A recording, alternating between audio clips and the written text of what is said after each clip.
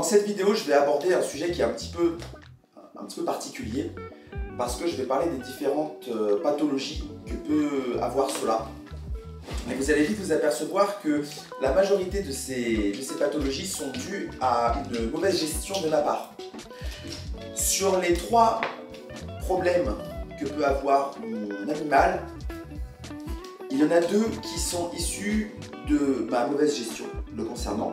Non pas parce que je me suis fait le plaisir de le faire, mais parce que je ne savais pas sur le moment ce que je faisais. Donc ça a eu des conséquences à plus ou moins long terme. Et là, il y en a une autre, bon bah là pour le coup, j'y suis pour rien. Mais par contre, il a fallu tout de même que je trouve des solutions. Le premier problème, c'est le plus gros morceau de la vidéo, ça a été l'anorexie canine de Sola. Alors, qu'est-ce que c'est que l'anorexie canine? En fait, c'est pas très compliqué, c'est le même état d'anorexie pour les êtres humains, c'est-à-dire que vous avez un problème avec la perception que vous allez avoir des aliments. En gros, si vous voulez, le chien déclenche une espèce de forme d'aversion très prononcée avec la nourriture et refuse de s'alimenter. Alors, cette source d'anorexie peut venir de plusieurs choses. Là, dans le cas de Sola, c'est dû à une mauvaise gestion de son alimentation quand il était plus petit. Comment c'est apparu? En fait, lorsqu'il était petit, on m'avait conseillé de lui laisser sa nourriture en libre service. Le problème avec cette façon de gérer, c'est qu'en fait, on ne gère pas du tout. On laisse le chien, effectivement, soi-disant s'auto-gérer. Okay, pas de problème. Il y en a avec qui ça marche plutôt bien, il y en a avec qui c'est désastreux, ça a été le cas pour Sola. Je vous explique pourquoi en fait on ne gère pas du tout. On ne gère pas du tout parce que s'il y a des variations de prise alimentaire, on ne peut pas vraiment les constater. Ou c'est trop difficile, ou c'est trop aléatoire. L'avantage que l'on a de donner à son chien de la nourriture, que ce soit à heure fixe, avec des quantités fixes, c'est qu'on a la main sur ce qu'il mange. Le problème, quand on n'a pas la main sur ce qu'il mange, c'est que s'il a un problème digestif, une maladie, que sais-je, on s'aperçoit, mais peut-être trop tard, de ce qui se passe, de ce qui s'est passé, quelle quantité ce qu'il a pu manger ou pas, c'est trop aléatoire. Dans le cas de Sola, en fait, à un moment, je me suis aperçu qu'il ne mangeait plus ses croquettes. Et je me suis très vite inquiété, trop vite inquiété et trop inquiété.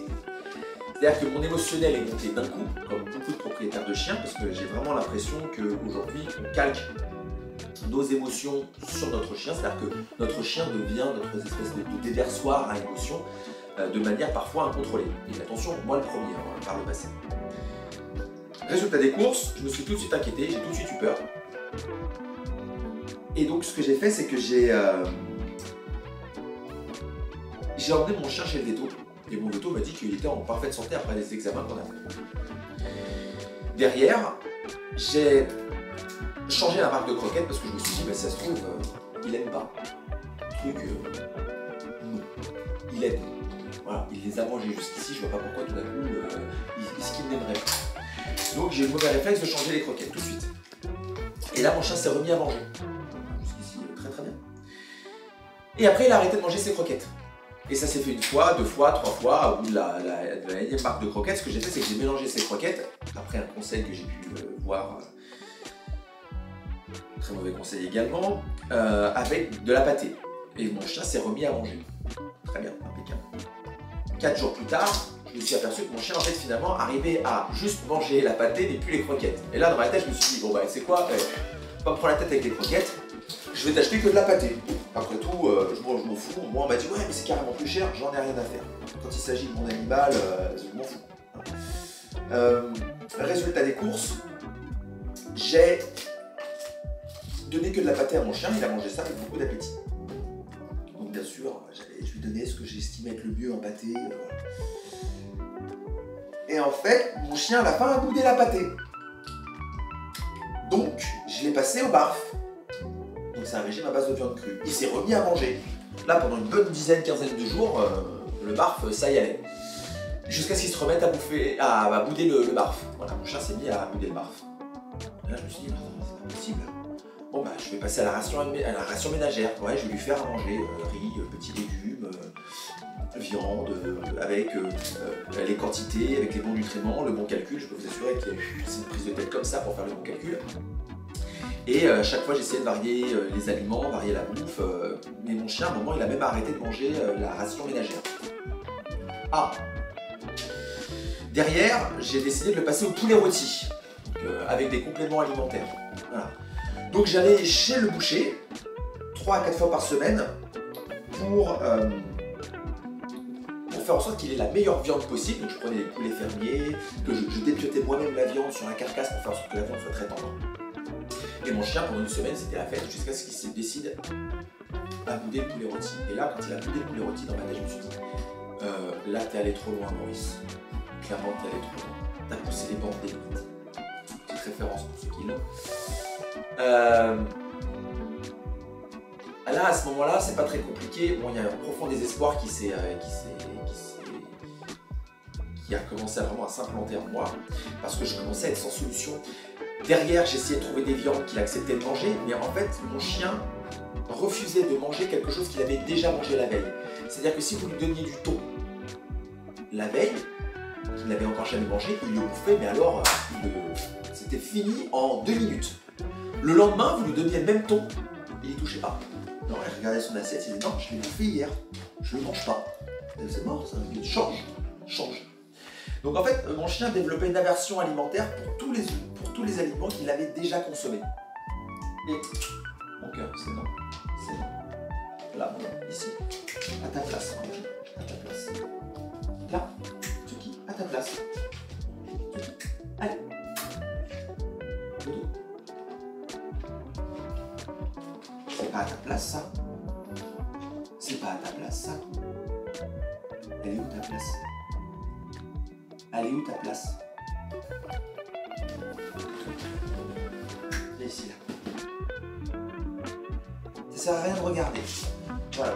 Tu es là, et peut-être que tu auras été... Voilà. Et maintenant, tu as ta récompense. C'est bien. Voilà. Tiens. Voilà. C'est bien. On ne récompense pas avec la friandise dans les mains, mais il ne faut pas faire des trucs avec la friandise dans les mains. Voilà, on lui donne la friandise sans les mains. Voilà. Elle fait ce que je veux, ce qu'elle doit faire comme comportement, et ensuite, en fonction de comment elle a fait, elle a été récompensée. Ensuite, là je me retrouve, si vous voulez, avec un problème. C'est-à-dire que techniquement, je suis hyper limité, quoi. Derrière, je fais appel à des éducateurs, des comportementalistes, des vétos qui me disent tous la même chose. Tu vas choisir un type de nourriture et tu vas rester sur ce type de nourriture. Derrière, tu vas lui servir sa nourriture à heure fixe, à quantité fixe, et s'il ne mange pas, tu dis rien, tu laisses pendant 20 minutes, tu récupères et tu le resserres la fois d'après. Alors c'est un conseil qui en fait fonctionne très bien normalement, hein, avec des chiens qui ont un comportement dit classique, alimentaire classique. Par contre dans le cas de Solar, en fait, sa pathologie était tellement ancrée chez lui, parce que là je vous fais la version courte, mais ça a duré pendant des mois, hein, cette histoire. Il faut s'imaginer que ça s'est étalé pendant des mois. En plus de ça, à chaque fois qu'il refusait de manger quelque chose, moi je stressais. Et comme je stressais, je rendais le moment de la nourriture stressante. Et comme on rend le moment de la nourriture stressante, le chien stresse et donc il a un rapport avec la nourriture qui est stressant. Et donc il va encore moins manger. Et comme il mange moins, vous stressez encore plus. Et comme vous stressez encore plus, il mange encore moins. Et voilà.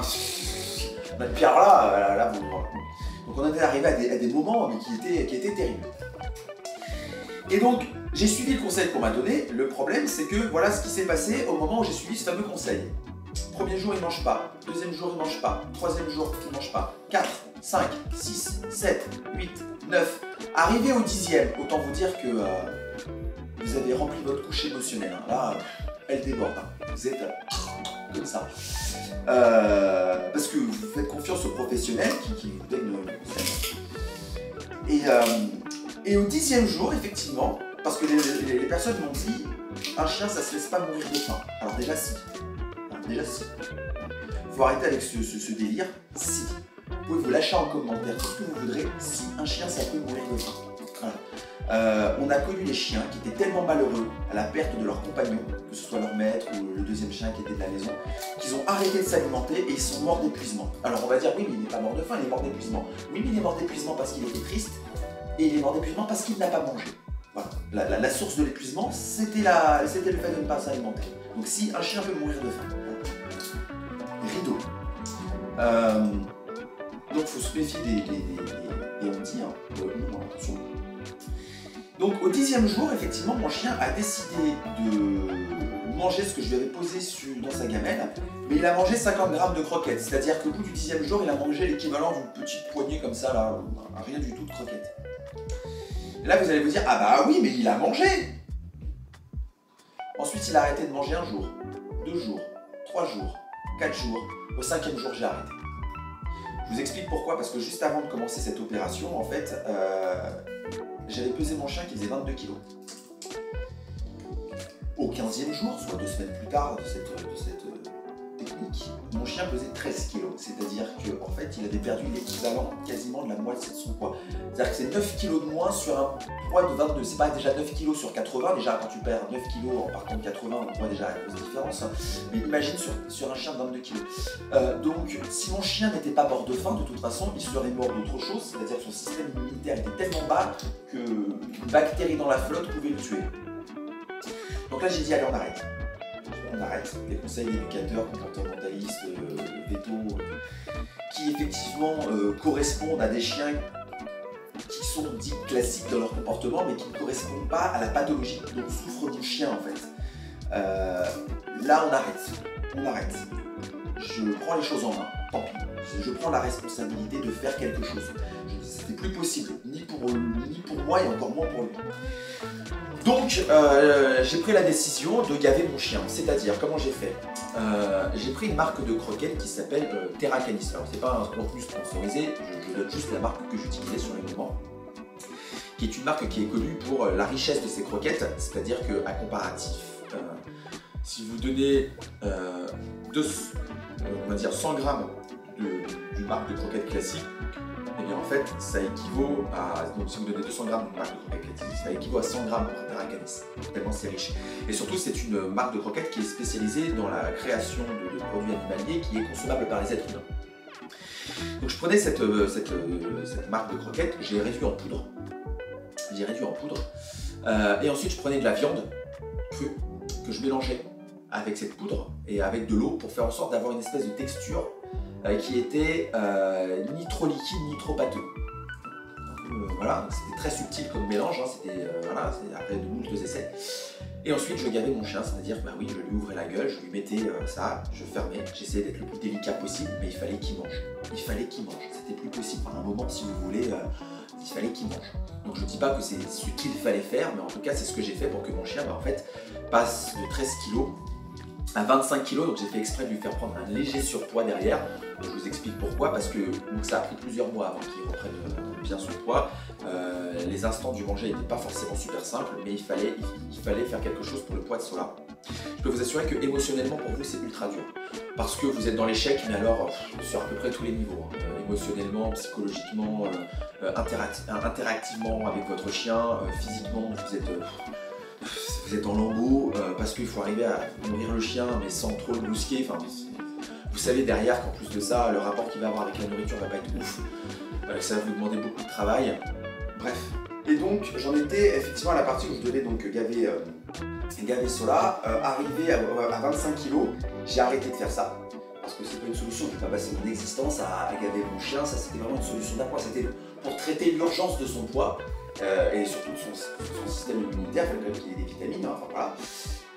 Arrivé à 25 kg, donc 3 kg de plus que ce qui était censé être son poids de forme sur le moment, j'ai repris la prise alimentaire classique, c'est-à-dire qu'en fait je mettais toute petite quantité de nourriture dans sa gamelle, donc là j'étais passé au barf et j'ai bloqué sur le barf, parce que c'est vraiment le truc qui arrivait facilement à manger si je veux dire. Donc je mettais une petite quantité de nourriture dans sa gamelle, mais vraiment un rien en fait, un rien. Et je le mettais dans sa gamelle et je disais à mon chien de manger. Mon chien, bien entendu, au début, il arrivait, il regardait sa gamelle et il partait. Tu reviens ici, voilà, tu te remets à côté de ta gamelle, tu ne bouges pas de ta gamelle tant que tu n'as pas mangé ce qu'il y avait dedans. Et un jour, il est resté comme ça 2 heures à côté de sa gamelle. Voilà, mais c'est pas grave, à chaque fois qu'il voulait se lever, hop, je le mettais à côté de sa gamelle, je lui montrais, ça, c'est toujours ici. Tant que c'est ici, tu ne te lèves pas d'à côté de ta gamelle, c'est comme ça. Jusqu'à ce que cela se décide d'aller le manger, je pense par désespoir, j'en sais rien, donc il a fini par le manger. Et quand il a mangé, je l'ai félicité, je lui ai dit que c'était super, et je l'ai libéré. Le lendemain, on a recommencé, donc toujours toute petite quantité. à côté de sa gamelle pendant 1h45, donc on avait gagné un quart d'heure. Super. Il a fini par manger, je l'ai félicité et j'ai libéré. On a recommencé ensuite le lendemain, le même système, donc 2 fois par jour, avec ce système-là. Et en fait, plus le temps passait et plus la durée de manger se raccourcissait jusqu'à tourner autour de 40 minutes, et plus les quantités grossissaient, jusqu'à arriver à un moment où la quantité qu'il mangeait était une quantité classique de chien. Alors, il mettait toujours 40 minutes à manger, mais il mangeait. Voilà, mais il mangeait. Résultat des courses, il a fini par un peu changer la perception qu'il avait de la nourriture. Et on en est arrivé à un moment où aujourd'hui, cela mange très bien sa nourriture. Alors, il mange toujours très lentement, mais il mange. Voilà, donc c'est pour ça que je dis attention à la manière que vous allez avoir de gérer la nourriture de votre chien. Faut pas paniquer pour ce qui est des prises alimentaires. Moi, je sais que j'ai paniqué sur le moment, alors il n'y avait pas de raison à l'époque, il y avait encore une machine arrière. Ce qui m'a fait exactement le même cinéma quand elle avait 6 mois, je crois. Elle a arrêté de manger sa nourriture. Elle a arrêté de manger ses croquettes. Et là, sur le moment, je me suis dit, alors là, ma belle, t'es pas prête. Alors là, je vais te dire un truc, à ce petit jeu-là, t'es vraiment pas prête. Voilà. T'es vraiment pas prête. Je vais pas lâcher l'affaire. Là, attention, je vais pas me faire mener par le bout du nez comme la dernière fois. J'ai fait des grosses conneries la dernière fois, je la ferai pas une deuxième fois. Si l'erreur est humaine, la répéter c'est démoniaque, je vais pas me faire avoir. Donc j'ai rien, j'ai fait tu veux pas manger, pas de problème. Hop, tu veux pas manger, j'ai récupéré la gamelle, j'ai retiré les croquettes, pas de problème. Et on est reparti sur le soir. Je lui remets ses croquettes, je le pose, elle me regarde, elle veut pas manger, je fais pas de problème. J'ai récupéré le truc, hop. Premier jour, pas manger. Deuxième jour, à la fin du deuxième jour, elle a mangé. Mais direct. Hein. Puis alors après, elle a mangé avec beaucoup d'appétit. Hein, parce qu'elle a compris que non, ça va pas varier. C'est pas toi qui décides de comment on varie la nourriture. C'est pas possible ça. Alors, à un moment, on va pas s'en sortir. Sinon, la preuve, regardez ce que ça a donné avec Sola. Mais voilà, j'ai pas paniqué, tranquille. Effectivement, si elle n'avait pas mangé le troisième jour, je l'aurais emmené chez le veto. Voilà, pour savoir, à votre avis, est-ce qu'on peut pas vérifier qu'il n'y a pas un problème, une blessure dans la gorge qui ferait qu'elle a du mal à manger, une brûlure d'estomac, bref. Mais enfin, quand vous voyez ce qu'elle voulait manger dans la rue, à ce moment-là, à mon avis, c'est un, pas une question de goût, et deux, c'est pas une question d'appétit. Hein, donc, on se calme. Donc voilà. Résultat des courses, ma chienne s'est remise à manger tranquille et avec beaucoup d'appétit. Donc voilà pour ce qui est de l'anorexie de Sola. Maintenant, le deuxième problème qu'il a déclenché, c'est l'agressivité avec ses congénères. Alors là, encore une fois, c'est de ma faute. C'est de ma faute. Sola, à 6 mois, en fait, s'est fait attaquer par un de ses congénères dans un parc canin. J'arrête pas de le dire, arrêtez le chien du parc canin pour les socialiser. La majorité des éducateurs comportementalistes qui sont compétents vous diront de ne pas le faire de manière systématique, voire même si on pouvait éviter de le faire, ce serait bien. Donc moi à l'époque je ne savais pas du tout, hein. Pour moi un parc canin c'était l'occasion pour moi de socialiser mon chien. Résultat des cours, j'ai pris mon chien, je l'ai posé dans un parc canin, j'ai voulu enjamber la barrière pour passer, j'ai pas eu le temps en fait, j'ai posé mon chien, il s'est fait attraper à la mâchoire par un chien, il lui a enlevé un morceau de tronche. Moi sur le moment, je me mets à hurler comme possédé, je regarde la propriétaire, je lui dis mais pourquoi est-ce que vous n'avez pas récupéré votre chien? Parce que c'est même pas elle qui a récupéré son chien. Elle m'a dit parce que j'ai peur. Les gens qui s'achètent des chiens pour avoir peur d'eux, super. Résultat des courses, moi je me mets à crier, à m'énerver. Voilà. J'emmène mon chien chez le veto en urgence, on lui fait une chirurgie réparatrice au niveau de la tête. Parce qu'on voyait quand même un morceau de mâchoire quand même, faut pas, voilà. Moi, traumatisé au dernier degré, le lendemain, j'ose pas le mettre avec d'autres chiens parce qu'ils étaient devenus à mes yeux potentiellement dangereux. Quand je croisais des chiens dans la rue, je tirais attention, voilà. Alors que si ça se trouve, mon chien, bon, bah, comme je le dis souvent, la violence dans le règne animal, c'est quelque chose qui est pas régulière, mais qui est admise auprès des animaux. Nous, êtres humains modernes, pour nous, c'est quelque chose d'hyper traumatisant, on a tellement sécurisé, donc voilà, je dis pas qu'il faut laisser faire la violence, mais ce que je veux dire par là, c'est que c'est moins traumatisant pour les animaux que ça l'est pour nous. Et en fait, si ça se trouve, mon chien, il n'était pas spécialement traumatisé psychologiquement par rapport à ce qui s'était passé. Il aurait très bien pu interagir avec ses congénères de manière smooth. Mais c'est moi qui ai subi le plus gros traumatisme, je pense, psychologique. Résultat des courses, j'ai basculé ce traumatisme sur mon chien. D'ailleurs, c'est-à-dire que les rencontres n'étaient plus du tout naturelles.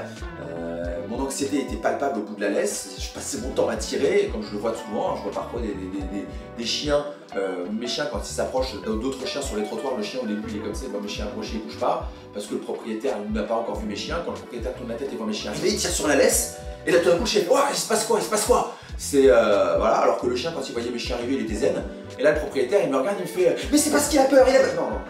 C'est toi qui as peur, voilà, c'est toi qui as peur. Maintenant, ton chien, effectivement, au vu de ta réaction, il a peur. Mais au départ, tu m'as pas vu. Et le chien, quand il a vu mes chiens s'approcher, il était super calme. Voilà, il n'a pas bougé, il était là, voilà, il voyait mes chiens arriver, pas moufté, la queue était un petit peu en train de bouger, pas de langage non verbal de peur, rien. Par contre, au moment où le maître a vu que mes chiens arrivaient, il a tiré comme un saucisson sur la laisse. Résultat des courses, le chien là par contre il a commencé à devenir nerveux. Et en fait j'avais exactement le même réflexe que j'avais avec mon chien, c'est-à-dire d'être très nerveux avec ma laisse et les rencontres étaient catastrophiques. J'ai vu 7 éducateurs différents, ça ne marchait pas, mon chien était toujours nerveux, non pas parce que les conseils que donnaient les éducateurs n'étaient pas bons, voilà. Qu'est-ce qu'on fait ma croquette? On va à la place pour avoir le petit quelque chose ou pas du tout? On fait quoi?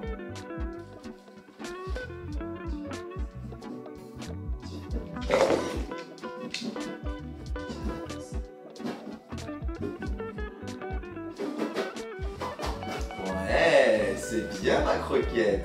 C'est bien. C'est bien mon amour. C'est bien mon amour. C'est bien. Jamais désespéré. Résultat des courses. Le problème en fait c'est pas les conseils que me donnaient, les méthodes que me donnaient les éducateurs, le problème c'est que en fait on s'est énervé sur mon chien alors que le problème c'était moi. C'était moi qui n'arrivais pas à gérer mes émotions, c'était moi qui n'étais pas discipliné, c'était moi qui avais peur, c'était moi qui étais traumatisé. Donc il a fallu que je fasse moi un travail d'abord sur moi avant de vouloir travailler sur mon chien. Une fois que ce travail avait été fait en amont sur ma personnalité et ma perception, c'est marrant, mais 3 semaines j'avais des résultats que j'avais pas obtenus en 6 mois. Et au bout de 3 mois, mon chien était quasiment nickel avec ses congénères. C'est pour ça que je dis, il faut se battre pour nos chiens. C'est-à-dire que si votre chien a tendance à être réactif, en fait, la réactivité du chien, c'est un combat qu'on perd que quand on abandonne. Il a besoin de ses congénères. L'être humain ne lui suffit pas. Voilà, on aura beau tourner le problème dans tous les sens qu'on voudra, ça ne lui suffit pas. Il a besoin de ses congénères. Je sais que pour des personnes qui ont des chiens qui sont réactifs, on préfère se dire que non, pas du tout. Mais en fait, si le chien a vraiment besoin de ses congénères, c'est pas une solution de l'extraire de tout contact avec ses congénères. En fait, c'est aussi cohérent d'empêcher son chien d'interagir avec d'autres chiens parce qu'il a attaqué ou il s'est fait attaquer par un autre chien, que parce que votre enfant s'est battu à l'école. En fait, la solution, c'est qu'il ne voit plus aucun enfant. Voilà. Ah non, maintenant tu t'es battu à l'école, t'es rentré avec l'arcade pétée, la tête tuméfiée, c'est bon, tu vois plus de gamin. Allez, c'est terminé, allez, on arrête. Non, vous doutez bien que c'est pas possible un truc comme ça. En fait, c'est la même chose pour nos chiens. Nos chiens, ils ont besoin d'interagir avec leurs congénères. Voilà. Donc après, c'est à nous, en tant que propriétaire de chien, de trouver toutes les parades, toutes les solutions pour faire en sorte que ça se passe convenablement. Le mieux possible. Alors, parfois, c'est vrai que les cas sont super compliqués. Vraiment, il ne suffit pas juste de dire tu verras, ça se passera bien. Il faut une grosse supervision de la part d'éducateurs et de comportementalistes. Il faut beaucoup de précautions, mais il faut que ça se fasse. C'est hyper important. Alors, pour lui, pour vous, c'est ultra important parce que vraiment, un chien agressif, c'est pas un chien méchant. Des propriétaires de chiens qui ont des chiens agressifs ne sont pas des gens méchants. Souvent, ils sont otages de leur chien, du comportement de leur chien, de leur propre quotidien. Et en plus de ça, c'est terrible comme situation parce que vous êtes bourreau, vous êtes victime, vous êtes tout à la fois. Et c'est compliqué émotionnellement pour l'avoir vécu. On en prend plein la tête de la part des gens autour de nous, de la part de membres de notre famille parfois. Voir notre chien dans cette situation-là, c'est une souffrance pour lui, pour nous. Mais il faut que ça soit réglé. Voilà. Et on ne peut pas laisser toute la vie du chien être comme ça parce qu'à chaque fois qu'il est agressif, c'est toujours sous stress. Donc ça veut dire que le chien est stressé constamment. C'est pas une vie. C'est pas une vie. Il faut qu'on trouve une solution. Donc j'ai dû beaucoup me battre pour cela et notamment, ça a été d'abord un travail et avant tout sur moi. Voilà, c'était le plus compliqué à gérer et accepter que le problème venait de moi. Voilà pour ce qui est de l'agressivité de Sola. Et ensuite, on va passer à le dernier problème qu'a Sola. Et là, pour le coup, j'y suis pour rien. Voilà. C'est son alopécie X. Alors, c'est une maladie qui est assez rare chez les chiens, qui touche beaucoup les Nordiques. Certains caniches également, il me semble. Les Pomérasiennes aussi sont très touchés par cette maladie. C'est une maladie qui fait que le chien finit exactement comme moi, voilà, mais surtout le buste. Excepté la tête, les pattes et la queue, allez savoir pourquoi c'est comme ça, je sais pas. Alors c'est une maladie qui actuellement est encore en cours d'observation, d'études. Ça veut dire que les traitements qui sont alloués à cette maladie sont encore en cours d'expérimentation. Il y a des protocoles qui existent, qui fonctionnent très bien sur certains chiens et pas sur d'autres, donc c'est compliqué. À l'heure actuelle, Sola, on a réussi à endiguer le problème parce que lui, il est vraiment atteint d'une sévérité très forte, parce que lui, il a carrément des grosses taches noires, qu'on appelle la peau d'éléphant, qui empêche le poil de repousser et sur de grandes zones. Alors, le problème de ça, c'est que c'est pas que esthétique, parce que si c'était que esthétique, je peux vous assurer que je ne me prendrais pas la tête en réalité. Parce que mon chien, même brûlé au 3e degré, j'espère que ça n'arrivera pas, il resterait magnifique à mes yeux. Le problème, c'est que l'épiderme des chiens est extrêmement sensible aux agressions extérieures. La pollution, les allergènes, les UV, le froid, le chaud. Le poil isole de tout ça. Il isole du froid, il isole le chaud, il isole des UV, il isole des allergènes, bref, il isole de beaucoup de choses. Donc, ne pas avoir de poil pour un chien, c'est compliqué. Actuellement, cela a un système de stérilisation chimique pour faire en sorte de bloquer la production de testostérone et ça a permis de faire repartir son poil.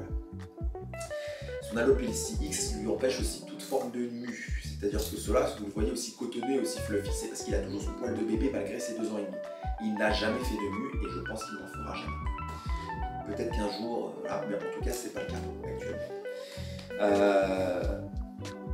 C'est un poil qui se régénère très peu, par contre il en perd très peu. On avec un chien qui ne perd quasiment pas ses poils.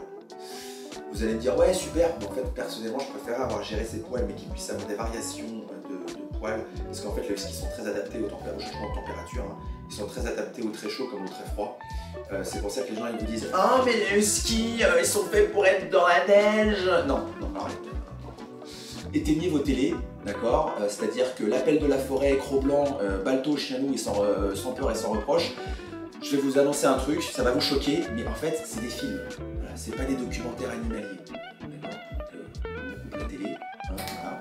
Voilà. Les huskies supportent le très chaud comme le très froid. Voilà, ils ont un poil d'été, un poil d'hiver. Cette tenue leur permet de faire une variation d'épaisseur de poil et adapter le poil au changement de température. Le problème de Sola, c'est qu'effectivement, dans le cas particulier de Sola, effectivement, le très chaud, c'est difficile pour lui. Il le supporte pas super. Donc voilà, pour ce qui est du problème de Sola au niveau de son alopécie X. Il est traité, il y a un traitement expérimental qui semble bien fonctionner sur lui, mais qui ne fonctionne pas sur tous les chiens. Voilà, quels ont été les divers problèmes que j'ai eu à gérer avec Sola. Alors effectivement, on voit Sola en forme, on le voit tout pimpant, plein d'énergie, adorable avec ses congénères et avec les êtres humains, mais c'est au prix de beaucoup de travail et beaucoup de prise de recul au quotidien.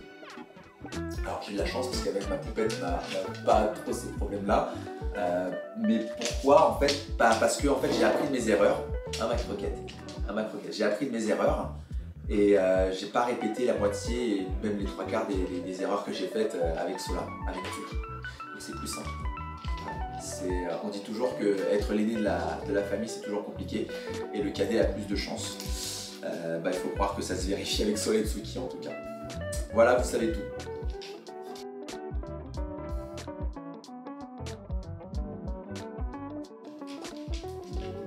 Petit mot de fin. Oui, je pourrais dire une chose. C'est vraiment, souvenez-vous d'une chose, et ça je pense que c'est très important. Ce qui arrive à votre chien ne vous arrive pas à vous.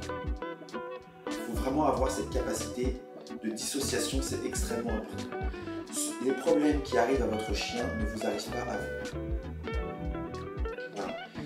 Ça ne veut pas dire que vous n'êtes pas responsable de réparer ce qui s'est passé.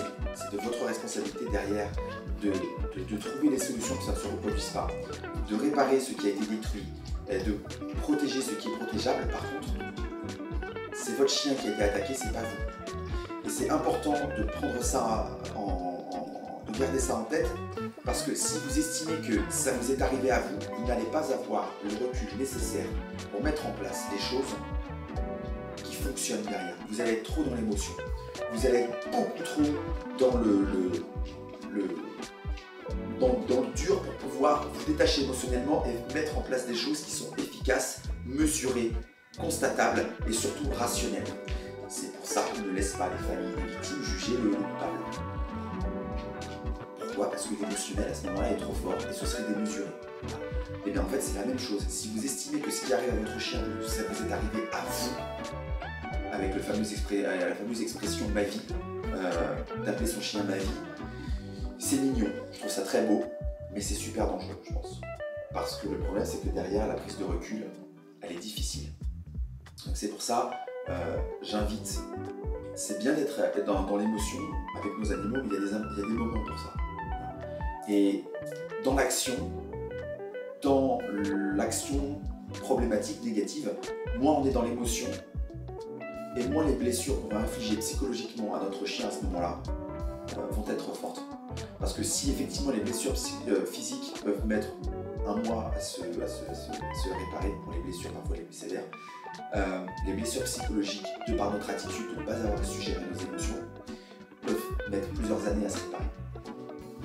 Voilà. Donc essayons d'avoir une prise de recul, non pas pour se dédouaner de notre responsabilité, mais pour protéger psychologiquement notre chien. C'est toujours dans un but de préservation. Voilà. Gérons et apprenons à gérer nos émotions. C'est à mon avis la clé pour avoir un chien qui soit le plus équilibré dans ses patous. Ça ne veut pas dire qu'il ne lui arrivera jamais. Mais ça veut dire qu'il sera peut-être et on saura mieux gérer ce qui se passe. Voilà.